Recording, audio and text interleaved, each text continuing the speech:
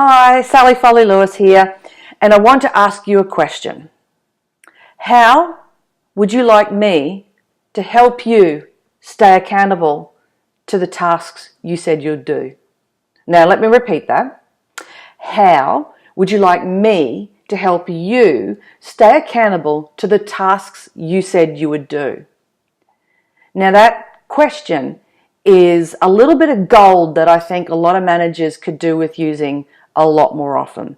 Now, when you're working with your team and you're trying to get them to either improve their performance or get a task done, or you're trying to get them to get on to getting some work done, or there's a project happening, and you want to make sure that your employees are accountable, that they get on with the work they say they'll do.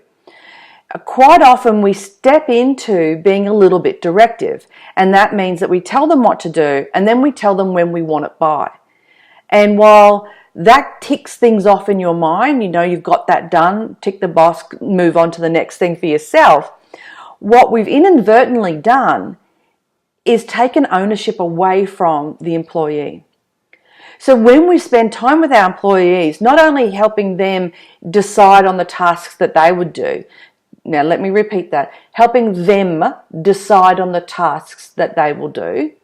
They know the outcome, you can determine the outcome or the result you're after, but how they get there, it's so important that they play a critical ownership, a critical part with getting there. That's where they can have the most amount of input and power, and when they've been empowered, they're more likely to do the work. So there's that component, but then making sure they stay accountable, making sure they get the work done is so important. Hands down, one of the biggest things that employees complain about is the communication from their manager, including aspects of not following up. You know, I walk out of my boss's office and I've got 17 things to do, but why should I bother? They never follow up. So here's the thing, follow up. And how would you like me to help you stay accountable for the tasks you said you'd do is one of those great questions that actually puts the onus onto the employee.